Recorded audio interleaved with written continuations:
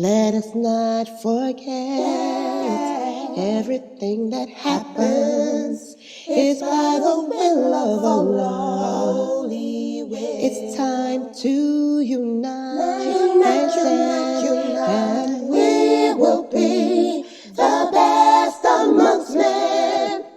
It's not time to be extreme or newly unthinkable, but to stand together as one. Into Sunnah followers, streaming every day, various platforms. Trust me, you'll find a way. Sunnah followers. A couple questions for y'all. The first one, who is your Lord?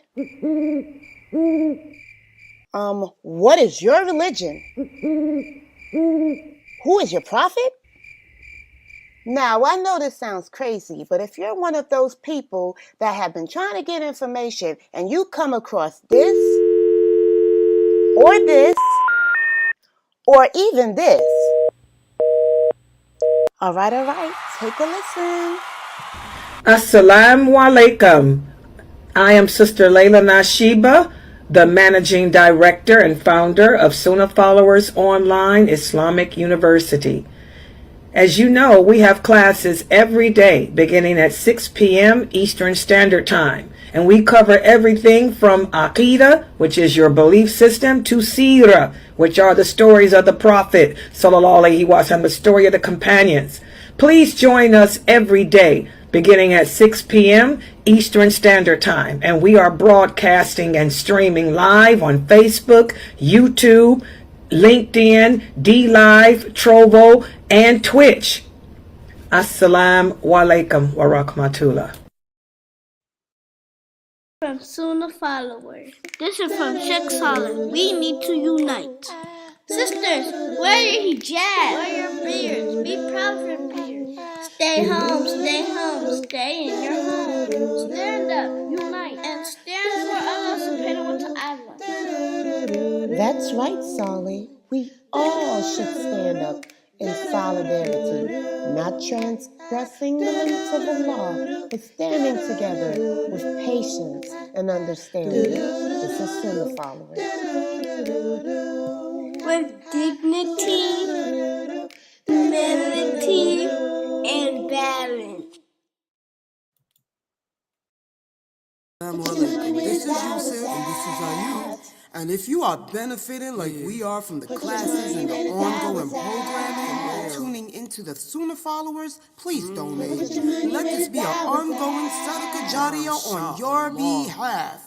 You're helping the kids, the deaf, and everyone seeking knowledge. And it's a wealth of information every day you tune in. Don't forget, you are being rewarded for your generous donations to keep this programming on air. You know, just like what you're hearing, put your dollar where the dollar's at, right here on Sunnah Followers. Don't forget, donate right here to Sunnah Followers and dollars at. Assalamu alaikum rahmatullahi wa barakatuh.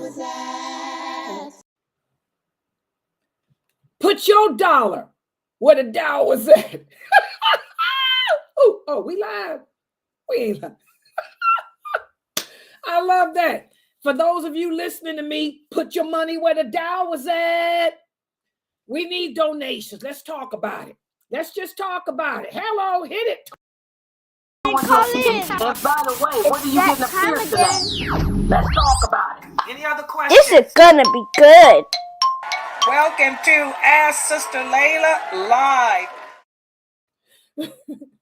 Okay, I'm just being silly, guys. Let's talk about this for a second, though. Subhanallah, guys, this is the 3rd of February. We need donations to keep our website going. As you guys know, we are a nonprofit organization. Where's my little stream thing? And we need your help to keep us streaming on the air. We are a 501c3 nonprofit organization, number 562324211. And you can donate using Zelle by sending it to Laila at SunnahFollowers.net, or simply go to PayPal me/SunnahFollowers, or you can simply just scan the QR code right there on the screen. It takes about $2,000 a month to run this website. Seriously.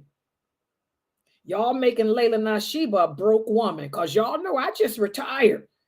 And my, a third of my retirement check has been going on this website. I can't keep surviving this way because I'm high maintenance. Can't get my hair done. Can't get my nails ain't been done in a year. Feet, they not done either because my extra money's been going on this website and I can't keep doing it myself. So please, guys, support this dawah effort. If you enjoy coming here to learn Islam and its truthfulness with the understanding of the companions, please support us. Look at all the blessings you'll be getting. Whatever reward Allah is giving me, Dr. Jamali, and all the other people behind this website, you will get our reward too. Plus, anyone on this planet who listens to what we are teaching here and even gets a little benefit, you're going to get that too. Please support this dawah effort. Put your dollar where the dawah is. We need that help. Hit it, Fresno. Put your dollar where the dawah is. Hello. All right, I just had to put a little humor in there, trying to get it together for this class. Give me a second to drink this tea. Now let's get started. Inna alhamdulillah wa salat wa salam ala wa rasulullah. Welcome to our series entitled Belief in Allah. And again, due to all the happenings here in this world, it's very important as da'ah that we focus on aqidah, because the Prophet Muhammad sallallahu alaihi wasallam told us that's what's going to get us through the calamities of life. The only thing that will get the believers through the trials of life is La ilaha illallah Muhammadur Rasulullah. So that's why we focus on that here at Sunnah Followers. And alhamdulillah, this class, we're studying from the book that's written by Sheikh Muhammad Saeed Atli. And for those of you who don't have the book, you want to go to, let me see, I got a thing here for it. I just saw it. Here it is. You want to go to www.atlionline.com. And the name of this book is The Articles of Belief. This book is important because it breaks down what it is that we believe in as Muslims. We've already spoken about what it means to believe in Allah. And just to start us off, when we say that we believe in Allah, what are we actually saying? We believe what? Who can answer that? All of us as Muslims, if a non-Muslim came to you and asked you, what do you mean when you say you believe in Allah? How would you respond? Anyone? Just to see, how would you respond? I would respond, we believe in this book, the angels. We believe in the color of Allah. We believe in the prophets and the messengers that he sent to us. Maybe I'm missing one. Hold on. Yeah. What do you guys think? Anybody else too want to add to it? Yes, the day of judgment and also everything that Allah said we believe. Exactly. That's what and we've talked about that. We believe in Allah. That means we believe everything that he's commanded us to believe. We believe in his angels, his books, his prophets. We believe in everything that happens to us in this world. And this is the hard thing. If we truly believed in this, we'd be able to get through life too. We believe that everything that happens to us in this world, both good and bad, happens because Allah willed it and because it came from him. Allah is the creator. of good and evil. We also believe everything that he told us of himself. We believe in all his names. We believe in all his attributes. We believe that he does indeed have, who can tell me some of his attributes? Go ahead. What do we believe about him in regards to his attributes? Go ahead. He has hands, eyes. Here's a shin. Exactly. We believe everything that he's told us of himself. We do believe that he has 2 hands because he told us he has them. We believe that he has feet because he's told us he has a foot. We believe he has eyes, ears, everything he's told us of himself. But when it comes to believing in those things, what do we not do? Who can tell us? We don't compare ourselves to him. Exactly. We don't liken Allah to his creation. We don't try to liken him to us. His eyes are not like ours. His hands are not like ours. But that doesn't mean that he doesn't have hands, that he doesn't have eyes. That's important. And also, we believe that Allah created us in his image. What does that mean? This is where a lot of Muslims lose it. You guys shouldn't. What does it mean when we say Allah created us in his image?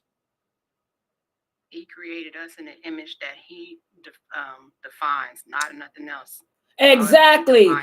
Exactly. That means that Allah created us to be the way he wanted us to be. It doesn't mean that Allah created us to look like him, like the Christians do. The Christians interpret that to mean that Allah created us to look like him. We don't look like him. We're nothing like him. Okay? He created us the way he wanted us to be. Just as in the class with Dr. Asim today, Dr. Asim said everything was created in the nature Allah wanted it to be. The fish, the animals, okay? They survive off of instinct as to how Allah willed them to be. But what is it about the animals and the fish that's different than us? Anyone, go ahead. They don't have a will, we do. Exactly. They don't have the ability to choose and decide for themselves. And why is it that they don't have that ability? Can anyone tell? They didn't want it. Exactly.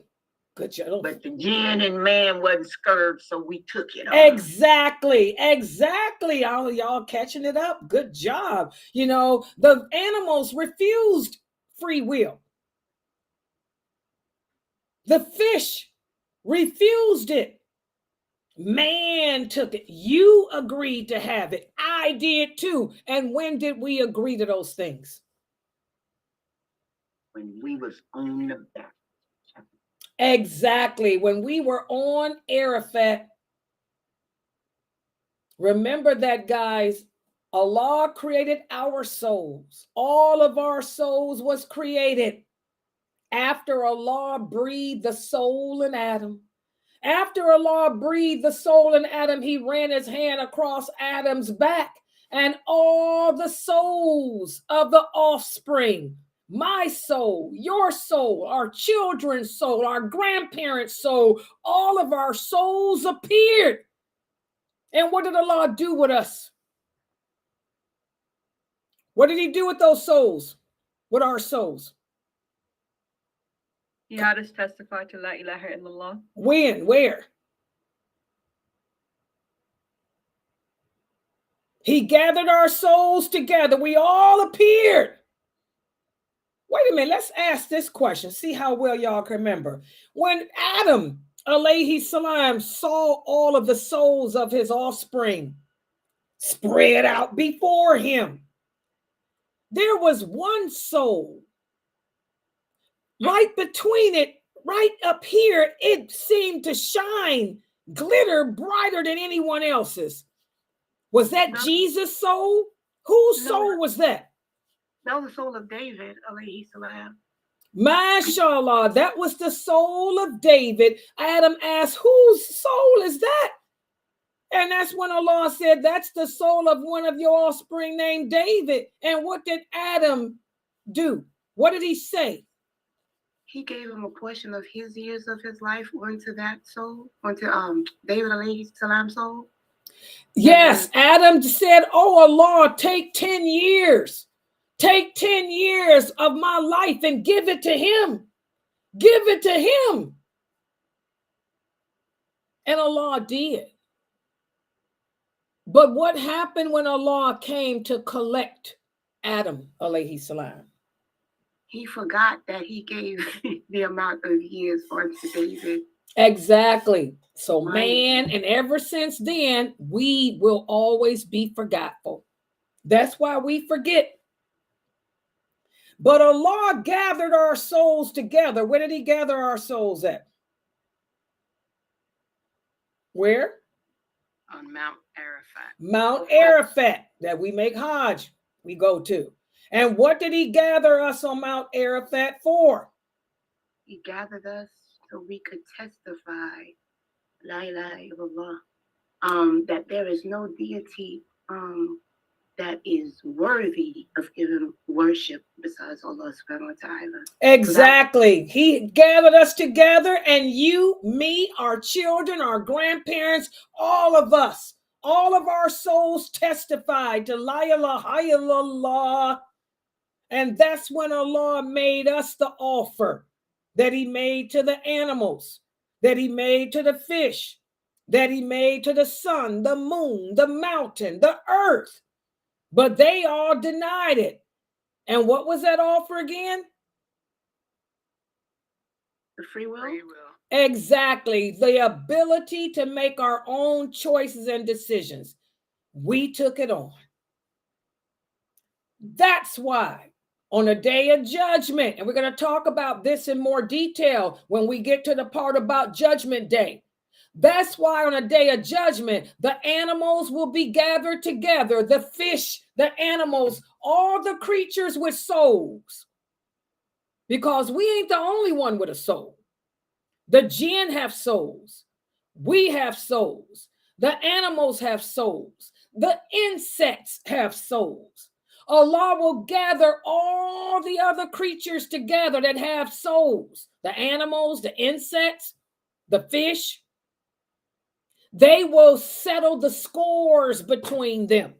And we're going to talk about that, the settling of the scores. They will settle the scores between them, and what will happen to them after that? Anyone? They would disappear. Exactly. They will just vanish. They'll just disappear. That's it. But for man and jinn, it's different because we chose free will. What happens to us when we settle our scores? What happens to us? Will we just disappear? What happens?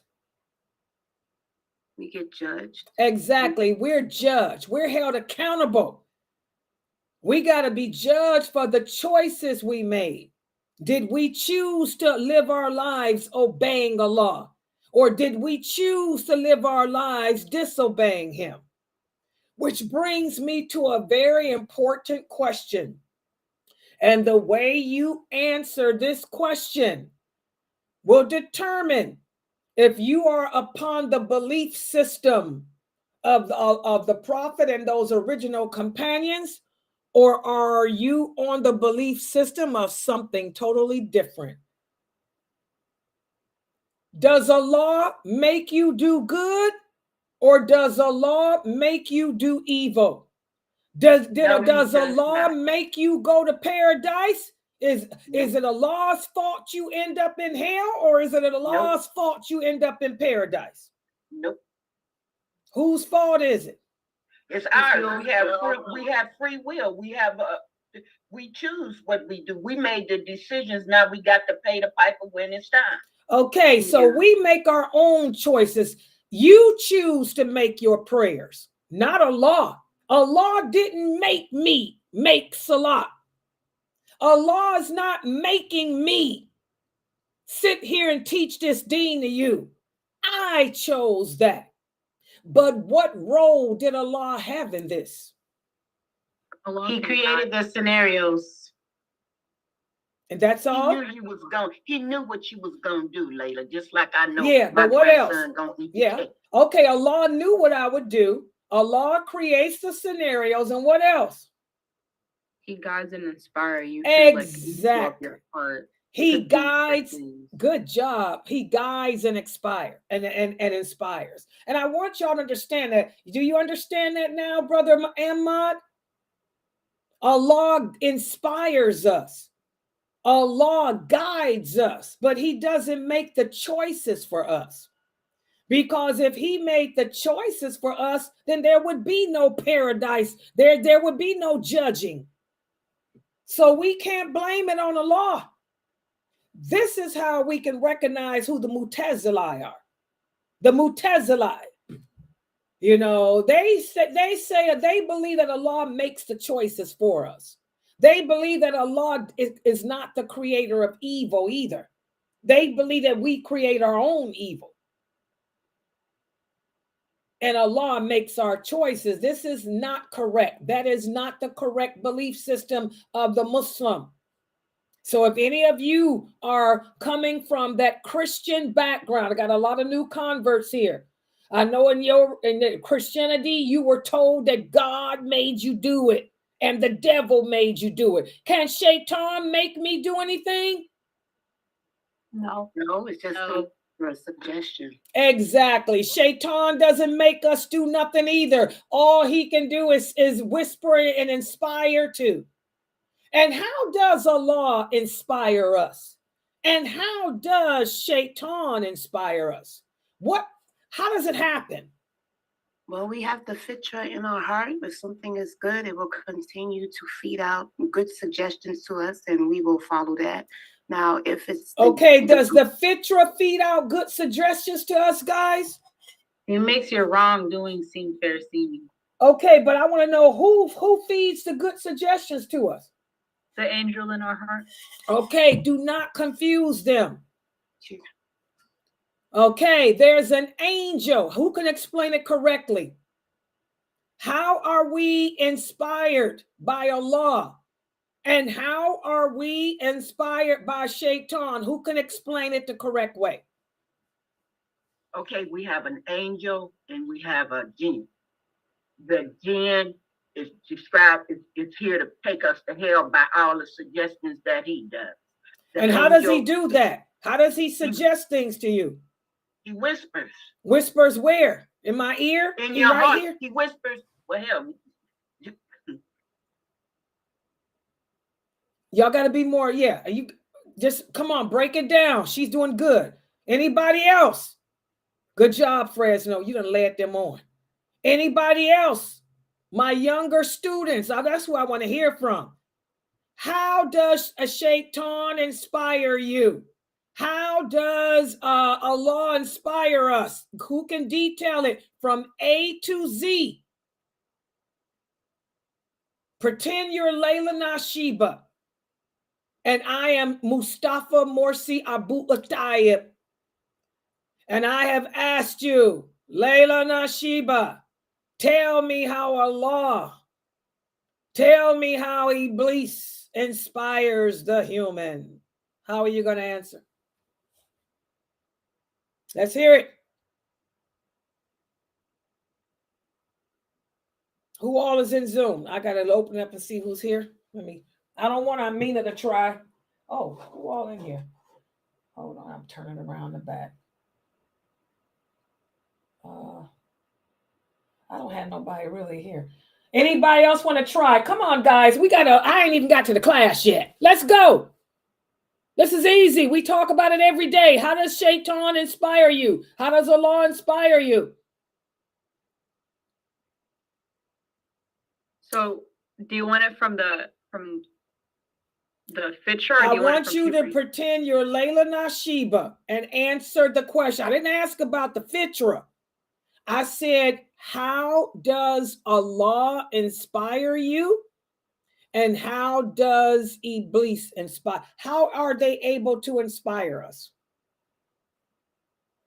Okay, let me try. When a child reaches puberty, there is a jinn assigned to him and there is an angel assigned to him.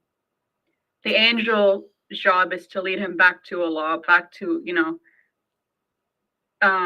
it tries to help its fitra go back to Allah. And the jinn is dedicated to dragging you to hell. So the angel inspires you to do good by whispering in your heart, like, go make salah, go be clean because Allah likes cleanliness. And then the jinn, most people listen to their jinn because the jinn appeals to the soul. So the soul wants everything bad and dirty. The jinn is like, okay, just stay another hour on your phone. Like, don't go to bed yet. Don't go to Layla's class. Like, watch TV instead, because that's what the soul is attracted to. And most times the soul is in discipline, so you're just gonna listen to that jinn. Y'all hear how she's explaining? That's how you explain, guys. You start at the beginning. You don't start in the middle when telling something. How does Allah inspire us? Allah inspires us through the angel that is assigned to our heart. We have an angel assigned to our heart and a jinn assigned to our heart. Dr. Asim referred to them as what name today? Qareen. Yes, Qareen. That means companion. That means companion in English. You have a companion from the angels assigned to your heart when you reach puberty, and a companion from the jinn assigned to your heart when you reach puberty. They both hover around in your heart. What happens when you go to sleep? Your soul goes. No, I ain't talking about that. We're talking about the angel. Goes to your nose. Okay, exactly. Y'all got to learn how to put these hadiths I'm teaching y'all together. The angel and the jinn, they both hover around in your heart. They know your strengths. They know your weaknesses. The angel encourages you to do what's good and pleasing to Allah, whereas that jinn encourages you to do the opposite.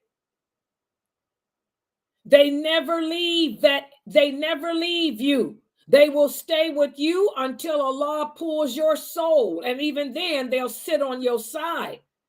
And again, the angel will be trying to call you to what's right, and that jinn will be sitting there doing the opposite. When you go to sleep, do your jinn and angel sleep? Yes or no? No. No, they never sleep. They never sleep.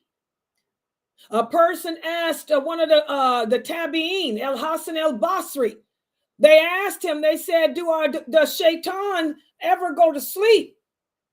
He said, I heard it from a person who heard it from Ali, that if the jinn went to sleep, then we could lower our guard. The jinn never sleep. We can never lower our guard. But what happens is when you go to sleep, that jinn moves from your heart to the upper part of your nose. And that's where that hadith comes from. He tries to get you to continue to sleep so as you can miss your prayer, to not wake up to make fajr, or not wake up to make dhuhr or asr or whatever prayer is. And then when you wake up, he goes back to your heart. But that angel never leaves at where it's at. It hovers around in your heart. And they both inspire you. So Allah inspires you through your angel, whereas Iblis inspires you through your personal jinn. A lot of people ask me, Sister Laila, does Iblis personally come and deal with us? He can if he wanted to. But our Prophet sallallahu alaihi wasallam told us that Iblis himself, he's not concerned with the peons like us. Iblis is more concerned with trying to take down the righteous men, the righteous women, your scholars, the sheikh, people like that. He doesn't waste his time on you and me because our personal jinn is an awliya of his, is an agent of his. Our personal jinn can handle us. But Iblis and the big jinn, known as the Ifrit, they focus on the most righteous of mankind. And also destroying marriages too. But they really take pride in taking down a great scholar.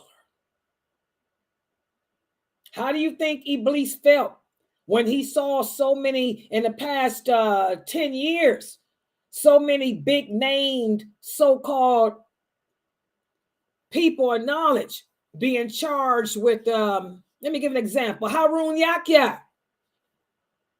How many of you bought Harun Yahya's books? How many of you watched Harun Yahya's videos? Y'all know what happened to Harun Yahya? He was a playboy. He owned one of the biggest, largest prostitution rings. He's in jail doing life. Now, don't you think Iblis was happy with that? Iblis deals with people like that personally. If he wanted to personally get involved with somebody, it would be a big time person like that. Our personal jinn handles us. Everybody understand that? A lot of people ask, because this is our topic now, about the angels. We believe everything that Allah has commanded us to believe about his angels. And what are some of the things that Allah has told us about his angels? Who can answer that? This is a review from last weekend. What are some of the things Allah has told us about his angels that we believe, that we're supposed to believe? Everything he said. Who can remember some of the things he said about them? Get on the mic. Created from a form of light that only Allah knows. I couldn't understand you. You said what? I said that they're created in the form of a light that only Allah knows. We don't know what type of light that they're created of. All we know is this light. Exactly. They're created from light. What else? Good job. There are different types of angels that are like, I call them like the managers of other angels. Like for Israel, they got different names. They got different. Okay, there's the angels have different duties. They have different jobs, different duties. What are some of the jobs or the duties of the angels? What were they created to do, in other words? Anybody? Come on, y'all should know about angels. What we talked about? We have Jabril, who was in charge of bringing revelation to the Prophet Muhammad sallallahu alaihi wasallam, and Maryam, the mother of Isa alayhi salam. Okay, Jabril, but who is Jabril? What is he? Okay, let's forget Jabril right now. I want y'all to tell me what are some of the duties of the angels. Don't name them yet, because I'm going to ask something different about him. What are the duties of the angels? Okay, for each one of the ones that you mentioned, like for example, one of them will blow the trumpet on the No. Somebody else. What are some of the duties of the angels? What did Allah create them to do? Y'all just tell me what Allah created them to do. They're Allah's soldiers, so they execute anything that he tells them to do without questioning. Like what? What are some of the things that Allah have them do? That's what I want y'all to. For example, if he tells one of the angels, hey, like, cause this part of the earth to rain, like don't cause the rain showers. Okay, some of the angels carry out the duties that entail dealing with the earth. They make it rain. They make the water run. What are some more duties? He also tells some of the angels to bring the souls to the mother. Well, put the soul into the mother. Some angels put the soul. That's what I want. I just want y'all to tell me what they do. I don't want to hear these names yet. Yes, some angels are assigned to putting the soul In the fetus, when the child is in his mother's womb. What else? What are some more duties? Another one is they also write down the good and bad that we do. Another duty is one of them takes the soul of another when they're dying. Another duty is whenever we die, they also will be questioning us in the grave and such. Exactly. That's what I want. They do things like that. They write down our good deeds. They protect us. They question us in the grave. They put the soul in the body. They take the soul out the body. You know, they watch over us. They have whatever Allah commands them to do, but those are some of the things. And then amongst the angels, how many are there? By the way, how many angels are there? Only Allah has knowledge of how many angels there are. Exactly. Only Allah knows how many. So if somebody tell, this is for you new sisters, y'all writing that down? Sister Savannah, you didn't know that? Oh, Savannah says she didn't even know that. Yeah, only Allah knows how many angels there are.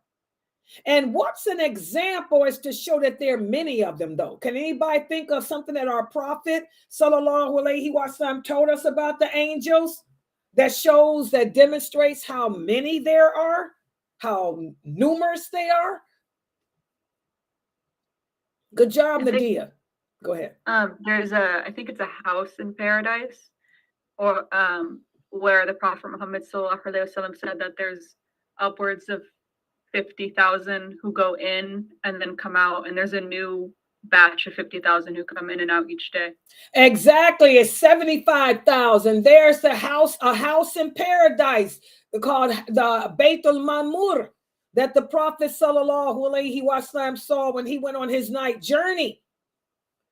And he saw 75,000 angels enter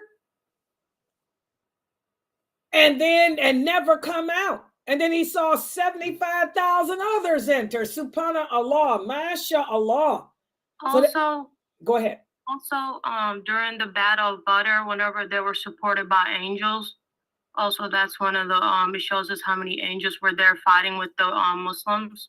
Exactly. That's another duty of the angels too. Allah will send them to help the believers in times of war. There's a catch to it, though. As long as we're not violating any of Allah's guidelines in warfare. So they'll come and help us in battle. Subhanallah. So these are some of the things that we talked about the angels. And there's so many of them. And did Allah tell us the name of all the angels? Did Allah share with us the name of all the angels? No, some of them.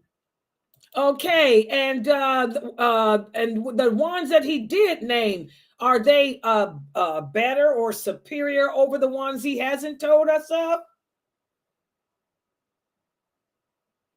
Yes, they're archangels. Exactly. Just like Allah sent many prophets, many prophets, as he tells us, some I have told you of, and others I have not told you of.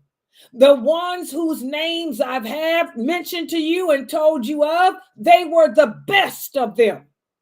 Just like the prophets of Allah. Then we're going to talk about that after we finish the angels. Just like the names of the prophets that Allah mentioned, those were the best of the best. The same with the angels. For those angels who Allah has told us of their name, they are the best of the angels. They are the archangels. And who is the greatest angel of all? Jibril. Exactly, the angel Jibril. Okay, what about the wings? This is something that we hear a lot of too. Do the angels have wings? How many wings? 2?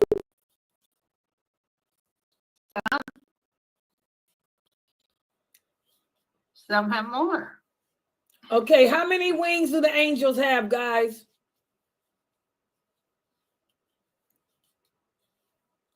Some have many of them. We have one example when the Prophet ﷺ said that the angel Jibril has 600 wings, that he can see it cover up the whole horizon. Yeah, the angels have different types of wings. Some have 2, some have more.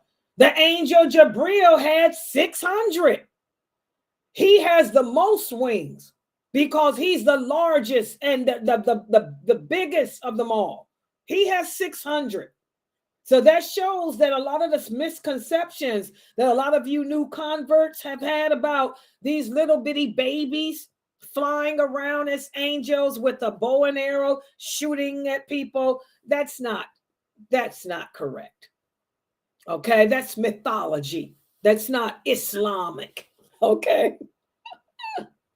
That's a different topic. I had to study mythology when I was in school to get my degree in ancient civilizations. Oh, interesting, but crazy. Yeah. So no, they're not these little babies right with 2 wings and golden curls and a crown and a bow and an arrow. You know, no, they're very ferocious looking. And who's the most ferocious looking angel of them all? Anybody remember that? Exactly. The Jibril, radiallahu anhu, told the Prophet the most ferocious looking of us all is the angel of death. He's scary. He's so scary that he was the one that out-trumped Michael and Jibril. He made the earth give up its dirt. The earth was too afraid to try to jump crump with him. So he gathered the dirt from all over the earth, red, yellow, pink, orange, black, brown, green, yellow. That's why we all come in different colors. I don't even know what color I am. It's just my color's weird. He really put some dirt together here. All right, so these are some of the things that we talked about the angels. Are the angels our friend or are they our foe? They are our friend. Exactly. The angels are our friends, guys. They make dua for us. The angels of mercy. We're going to talk about this more. The angels of mercy come down night and day, looking for believers in Allah. And looking for them who are gathered together, remembering Allah so they can make dua for us. They are also our protectors. Okay, they want the best for us. And there's many, many benefits. This takes us to today's lecture. There are many, many benefits in believing in the angels of Allah. And let me put the PowerPoint up on the screen. And by the way, what pages is this again, Mina, for y'all's book? I don't have the book. I mean, anybody else that was here? What was the pages 26. again? 26. To what? 29. Okay, guys, for those of you with the book, we're going to be covering pages 26 through 29. Please write it down because the book I'm using is an ebook and it's not the same numbered. My numbers are different. So y'all, we will be covering pages 26 through 29. So write it down and let me share my screen. And please take PowerPoints. I mean, please take screenshots, okay? So you can print it out at the end of the class and review everything here. Okay, let me put this up here for you. Dr. Dramali, if you're listening to me, special message for Dr. Ibrahim Dramali. He always keeps his eye on this website. Get in touch with Sheikh Saud. I just want to remind you, give him a call. By the way, guys, I'm going to try to add another Quranic science class. Inshallah, we have a new sheikh who's joining us here at Sunnah Followers, Sheikh Saud Hassani. He's very well known. He's on the Amjad committee here in North America. He's one of the scholars of fiqh, and he will be teaching inshallah, Quranic science here at Sunnah Followers, and also Hadith. Okay, but Dr. Jamali is handling that. You listening to me, Jamali? Aim, my little China doll. Remind him to get in touch with Sheikh Saud. So Sheikh Saud's ready to begin. So he can set him up here for whatever classes. Okay, let me put this up. Dr. Jamali walks around, tuned into Sunnah Followers. So I'm sure he hears me. All right, so I have to remind him. Okay, let's do this. Share the space. Okay, this is the PowerPoint. Yeah, so that's the pages, guys, book pages 26 through 29. Let me set that up with you all. And now let me go to Zoom. I'm going to share you guys with, what is this? I don't know. Well, let's log into whatever it is. YouTube, I guess. Is this YouTube? Where's my channel? No, we don't celebrate that too. By the way, I just saw that too. We don't celebrate no mirage. We're going to talk about that later.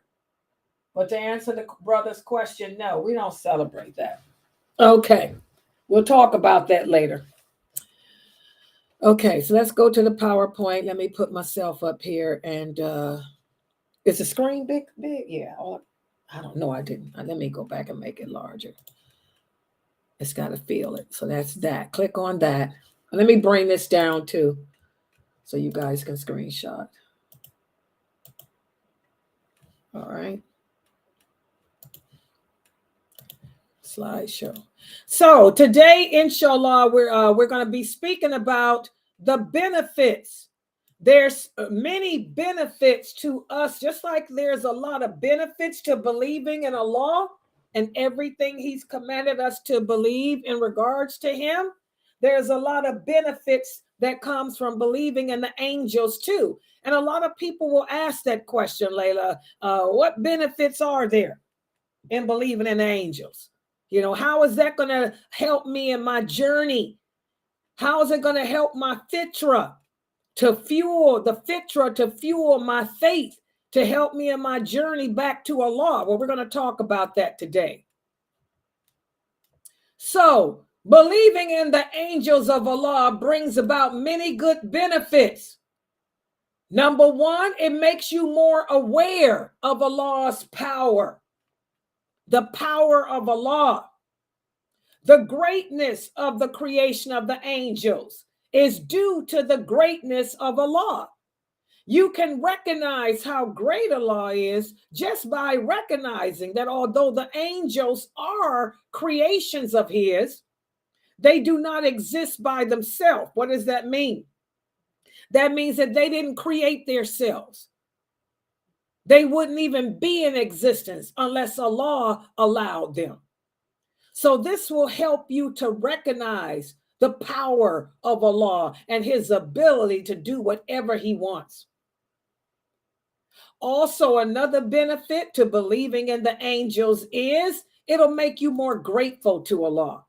Because remember, one of the duties of the angels is that they are charged with watching over us and protecting us from harm.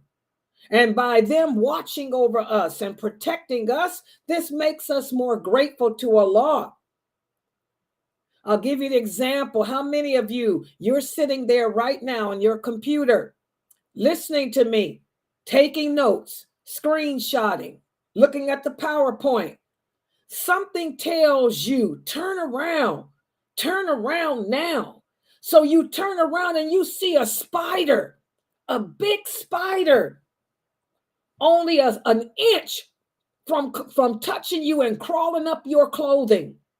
Guess who told you to turn around? The angels did.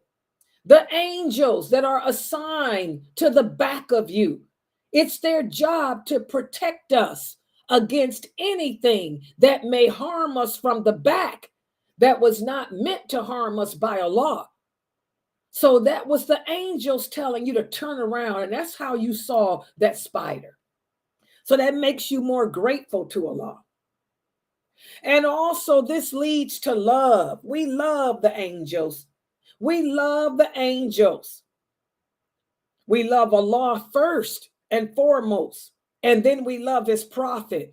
But we also love the angels too because of their dedication to Allah. And remember, part of loving Allah is to love the things he loves and to hate the things he hates. He hates Iblis, but he loves Allah. So this will cause us to love each other too and love all that's pleasing to Allah. So these are just some of the benefits that come from believing in the angels, and believe this type of belief will help us in our journey back to Allah. Now I want to speak about this.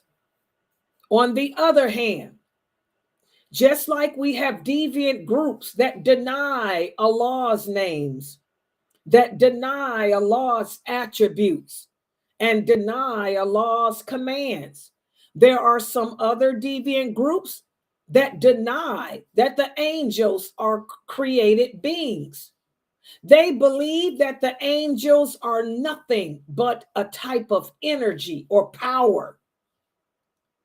They do not believe that angels are real created beings. For example, if you see someone walking in the rain and you feel bad and buy them a coat, this feeling that prompted you to perform that good deed is what the deviants would call an angel. Can y'all believe that? Of course, these are some Sufis. There's so many different Sufi sets. There's so many different Sufi groups. They believe that the angel was the feeling that made you buy that coat. That was an angel. And this is not the way Allah defines the angels for us. As Muslims, we know that the angels are real entities. They are real creations because Allah told us this, and he describes them in different ways. The angels possess abilities that enable them to take on other forms other than their original form too. The angels can take on the form of a human being, like they did when they came to Prophet Abraham. And when they went to his nephew Lot. They can also take on the form of a beautiful horse or a beautiful animal. Listen to what Allah says about these people and the interpretation of the meaning. The position of the deviant groups regarding their belief in the angels in praise belongs to Allah, the bringer into the being of the heavens and the earth, the maker of the angels into messengers, possessing wings, 2, 3, and 4. Remember, that was the question I asked y'all. That was the answer I was looking for. How many wings do the angels have? 2, some have 3, some have 4, and some have more. He also adds to creation in any way he wills, for Allah is over all things powerful. And this is from the Quran, Surah 35.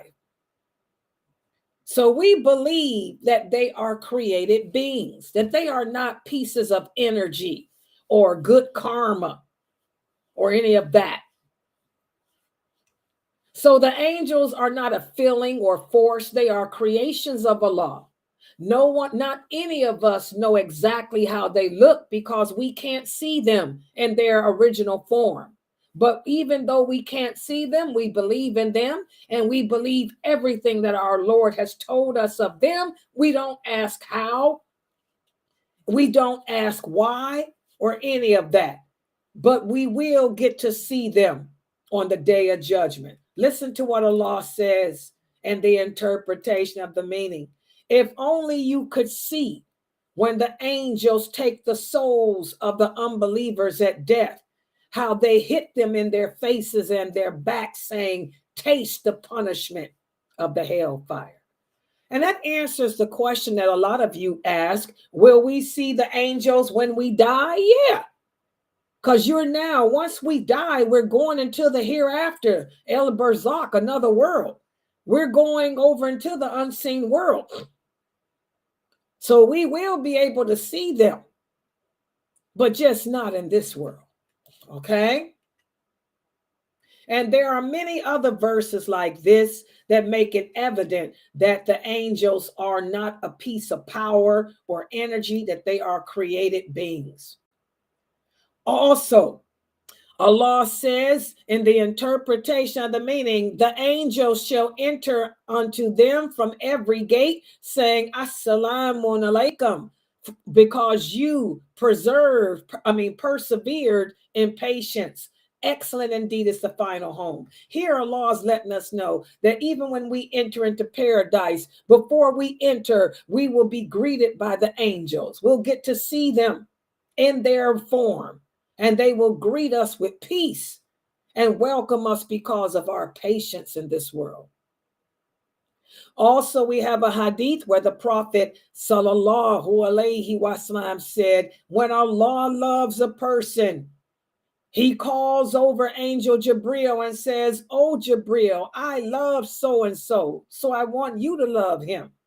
So Jibril loves the person. And then Jibril goes and announces to the people of heaven, Allah loves so-and-so, so you love him too. And the people of heaven will love him. And then acceptance of that person is placed by the angels of mercy upon earth for him. That's why we teach our children this beautiful hadith. We teach our children, don't worry about what other people think of you. Don't worry about trying to earn the love of your peers.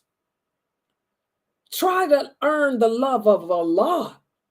Because if Allah loves you, he will cause the other people to love you. So all of this is evidence to show that the angels are truly created. They're real creations. Although we cannot see them with our naked eyes, they carry out their obligations. They are a part of Allah's creation, just as we are. And this hadith here, should give us, the comfort of knowing that it's all about pleasing Allah. Okay? Also, the Prophet sallallahu alaihi wasallam said every Friday, when the people come to the masjid, the angels stand at every door and they write down the names of the people in the order that they arrive. And when the imam sits down on the pulpit to deliver the khutbah, they fold up their papers and listen to the words of Allah being mentioned. So even when we go to the masjid for Jummah, the angels are standing there. We can't see them, but they see us. And write down your name. And there'll be there'll be an intercessor to you on the day of judgment that you did come to the house of Allah to remember him. So these are some of the things that our Prophet Muhammad sallallahu alaihi wasallam has told us about the angels, things that Allah has told him to remind us of and tell us of. And guys, believing in the angels, this is one of the pillars of faith. And anyone who denies any of these things that we went over today, anyone who even dares to argue or refute or dispute about these things, check your iman. This is the stuff that makes you a kafir or not. Whether you reject this stuff here, whether you reject this reality here. And there's a lot of Muslims that like to argue and debate. Just like I had a Muslim in here arguing about the hands of Allah and whether you shouldn't say that. Be careful what you say. We have to sit down and learn the deen the correct way, and stop thinking that we can teach ourselves the deen, because you can't teach yourself. The Prophet Muhammad didn't teach himself. Who did he learn the religion from? He learned it from an angel, the angel Jibril, radiallahu anhu. Okay, so I'm going to stop right here. Subhanaka Allahumma wa bihamdika ashhadu an la ilaha illa anta astaghfiruka wa atubu ilaik. Are there any questions or comments? Any questions or comments about any of this that we went over today? Can you clarify? Because I'm still a little confused about what the deviant groups, when you said how they deny the angels, how do they view them? They don't think that they exist. They think that it's just energy. They don't believe that they are that Allah made them and that they exist. They just deny their existence. Ain't no angels. They believe that it's just the feelings you have. Oh, the feelings you got. That's that we operate off of feelings and not angels. They don't believe that angels inspire us either. They just don't believe in angels. Oh, because I heard people say like they believe in like auras, like that. That's a kafir. Okay. Kafirs don't believe in angels at all either. They believe in auras. That's what witches believe in. Okay, thank you. Yeah, that's what Kafirs don't believe in angels either. Yeah. That'd be like some of the deviant groups also that praise the angels, like that they have ability to do something for them. Because I also heard of a person that does that. They actually think that the angel have the ability to do stuff for them, so they call upon the angels instead of calling upon and the jinn. Yeah, those are all Sufi groups. Yeah, some people worship angels, some people worship the jinn. These are so-called people that call themselves Muslims. They call themselves Muslims, but they worship angels and they worship jinn. That we don't worship anything but Allah. They call it. That's why I tell y'all, even that book of supplications, I don't use a book of supplications. That book of supplications called the fortification, whatever. I would throw that book away if y'all were you guys. Because there's a lot of supplications that are shirk. There's one supplication that they say if you recite it, you're calling upon the angel of your right shoulder to help you. Ani maglubin fantasir. Astaghfirullah. We don't call upon no angel to help us, but that's in that famous book, the book of supplication that everybody gets. That's why I don't read them books. People, I don't read no book except Bukhari and Muslim. The Hadith books is all I ever read. Them other books written by people got too much garbage in it. They got some good supplications in it, but it's some bad ones too. And if you're not a person of knowledge, how are you going to differentiate? You'll be walking around saying, Any my glubin fantasy, any my glubin fantasy, calling on the angel of your right shoulder to help you and wondering why you're getting cursed, why a lightning bolt is striking you. Yeah. So yeah, a lot of Muslims, be careful who you take your knowledge of this religion from. We have to be very, very careful who we learn from. If the person is not teaching you strictly from the Quran and the authentic hadiths, and if they're not giving you the understanding of those companions, disregard the person. If the books that they're reading from are written, by men with men's opinions, and those opinions sound shady, let it go. Okay? We have to have the understanding of those companions, those original, I'm talking the original companions. Because Allah says no one understood this religion better than they did. That's why I tell y'all, ask people, what was the understanding Abu Bakr had on that? Did Abu Bakr say you can call upon the angel of your right shoulder? Did Ibn Abbas say that? Did they do that? Ibn Umar, Aisha, Salama, Atiya, Atika? Did they ever say Ani Maglubin Fantasir? I got into a real bad debate with a person about this was when I was young, about 30 years ago. I got into a serious argument with another Arabic person. This person thought they knew the religion better than me because I didn't speak Fusha.